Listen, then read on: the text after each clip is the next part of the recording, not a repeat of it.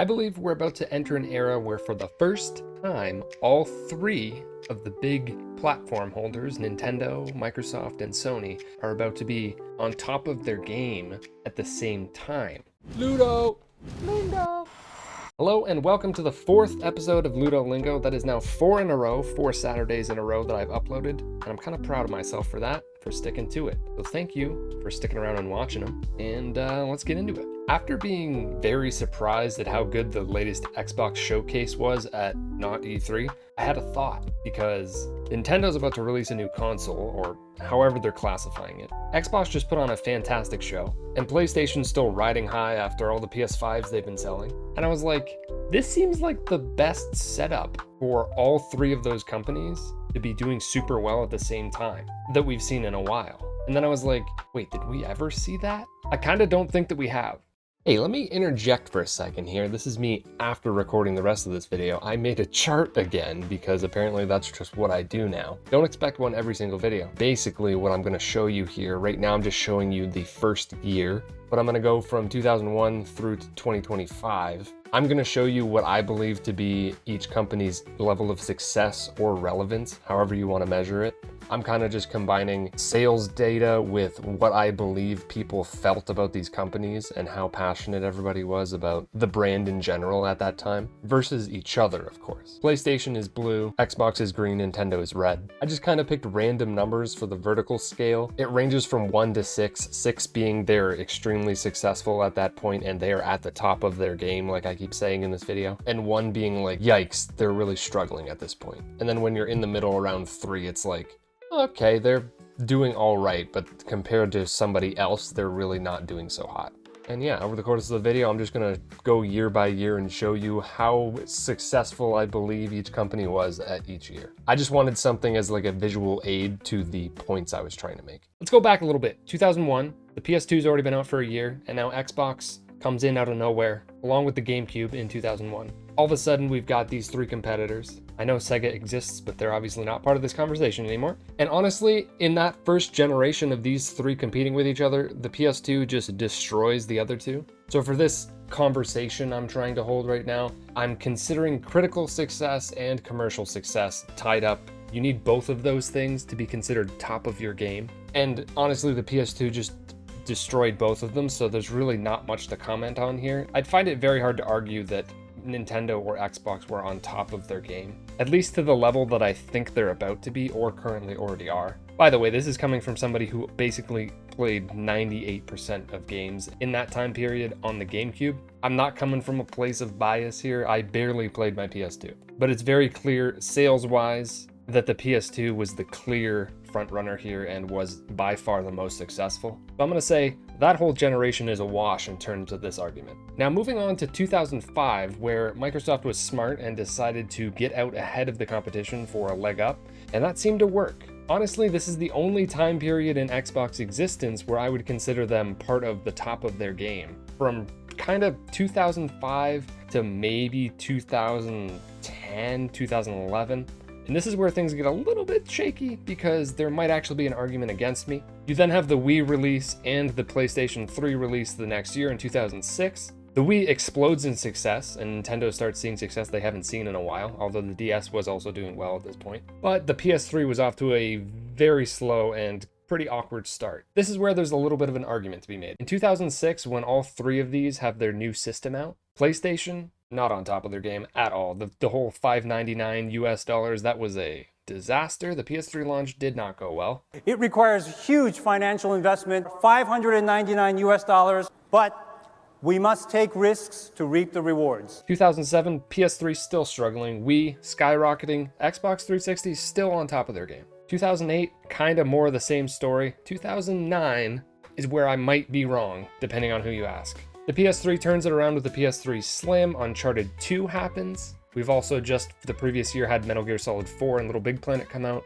PlayStation is starting to return to the top. The Wii is still going pretty strong in 2009, although, here's the thing, it's starting to fall off in my opinion. Not necessarily in terms of widespread appeal, which is kind of what they were going for. General likability from like core gamers or whatever you want to call them was definitely on the downturn. And the reason that I feel this way is because I was one of those people. I was super into the Wii, and 2009 is when I stopped liking Nintendo for a pretty long period of time for the most part. So there is some bias here, but I think that it kind of coincides with a lot of what other people think too. Now I know, again, there's a little bit of a distinction to be made here that might make me incorrect because the DS was still definitely successful. But I don't know, something about the fact that the Wii did not keep skyrocketing and it in fact started struggling to keep up with the PS3 and the Xbox 360 tells me that Nintendo was losing that spot at the top of their game around 2009 when PS3 started to come back up to it. Basically what I'm saying is that my whole argument here might be a little bit incorrect, at least in regards to this being the first time, but I do kind of stick by it. I think for the most part, Xbox kind of stuck around at the top of their game through this entire generation, although it was slowing down by the end. And the only real reason it was slowing down is because PlayStation was coming back up. By 2011, 2012, and then going into 2013 with the culmination of the PS3 and The Last of Us, I feel like there was definitely a change in tides there where PlayStation was coming back on top. And by that point, to me, Nintendo had fallen off pretty significantly. My evidence for that is mostly just that Skyward Sword wasn't very well liked, and there was rarely games coming out on the Wii that were really appealing to the core gamer. Which again, feels silly saying that term, but it's really the only point I have to make here, is that Nintendo kept pushing in the casual direction, and I feel like they lost fans in this era because they weren't pushing technology in a direction that people wanted them to be doing. So to me in this generation, Nintendo kind of went straight up in 2006 with the launch of the Wii, probably peaked in 2008. That's where I would say they were at the top of their game. You also had this coinciding with the DS being very successful, especially with things like Pokemon. And they did kind of hold strong in the DS department. But again, that feels like an asterisk to me. In 2007, you had Mario Galaxy, Metroid Prime. In 2008, you had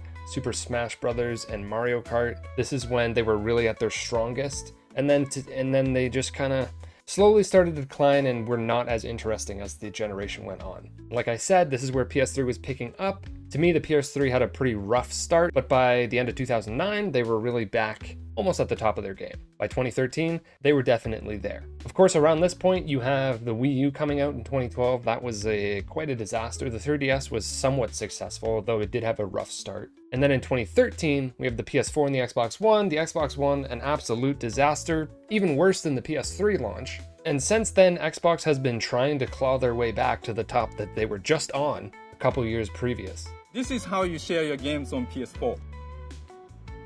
Thanks. PlayStation. And PlayStation absolutely skyrocketed themselves way into first place in 2013 with the PS4. So now, in 2013, you have one of them on the top of their game. The other two, not at all, especially Xbox. And then to me, 2014, 2015, 2016 go by, PlayStation's still on top by far. The other two are struggling. And then of course, Nintendo is like, you're not leaving me here. I'm coming back, baby. Switch, boom, shoots right up, basically in line to me with how successful PlayStation has been. So now since 2017, you've had a very strong PlayStation, a very strong Nintendo, going for two different markets. Xbox still trying to figure out how to exist. But around this time is when they introduce Game Pass and they really start pushing in a new direction. They start spending all those big bucks, and they've been trying to claw their way back into relevance. And it's been slowly working, but it kind of seemed like they were about to give up. Since like 2019 or so, I've been a little bit more interested in Xbox. I've had Game Pass for, I don't even know how long, 4 years now. Does that check out? Something like that, 4 or 5 years. And I still have a couple more years left of it. I paid ahead of time to do the dollar or whatever they did, the conversion thing. So I got like 6 years of it for a very good price. That's basically the reason that I've had it for so long, but I've been curious and also optimistic about their future. This whole time I've been waiting for them to finally start succeeding again because it really felt like they were building to something, but then it just keeps coming crashing down and not working, except this year. I feel like with Activision in play now, which is also just insane, they just straight up bought their way back to the top, but I think they're actually going to end up back on top of their game for the first time in 12, 13 years. And I don't necessarily think that's going to come at the cost of PlayStation or Nintendo. For the most part, it's always just one of these companies that is super successful and the other two are failing, or two of them are successful and the other one is failing. But I think we're about to see all three of them carve out their own little section. And in some cases, it seems like they're actually going to work together now, and I'm very optimistic about gaming as a whole right now. You got Xbox wanting to work more closely with Nintendo, and also clearly wanting to put their games on PlayStation, which is an entirely different topic, but I'm just going to touch on it. Then you've got PlayStation now wanting to put Lego Horizon on Switch. They're even going to work with Nintendo. PlayStation and Xbox seem like they don't, well, PlayStation towards Xbox seems very cold and does not want to deal with them. A lot of that probably has to do with the shit show that was the Activision deal. We could see that cool off in the years to come, who knows? I guess what I'm saying is there's a lot of games based on their last showcase that are coming from Xbox that I'm actually genuinely interested in, and that hasn't happened ever. Nintendo is looking to stay strong with the Switch. People really like that last Direct. Honestly, I was not that interested personally, outside of Mario and Luigi. But I have a feeling they're probably going to launch this new thing with a new 3D Mario. Everything's going to explode in popularity again. Everything's going to be great. They're still doing great regardless. PlayStation's keeping things pretty close to the chest right now. It seems like they're not revealing things until they're almost ready to be released, which is great. Thank you. You've got Astrobot coming up, Concord, obviously by a couple videos ago. It kind of looks pretty interesting to me. And we know all of their other studios are working on probably great games. They've really dominated the traditional console market so far. Even with Xbox coming back up, I don't think they're going to come back up so far that they like shove PlayStation out of the way. So what I'm saying is, I think that all three of these companies, for the first time, are actually all going to be on top of their game next year or the year after. How long that'll last, I have no idea. Will it actually happen? I don't know. What do you think? Am I out of my mind? Was I lying about them never being on top of their game at the same time previously? Maybe in 2009, okay? Okay, maybe, but I don't think so. That's it for this week. Feel free to follow me on Twitch. Feel free to follow me on Backlog, and thank you to those on Patreon that way for supporting me there. Ginoth, Hookie, Mex, Scion. Thank you very much. I will see you next week.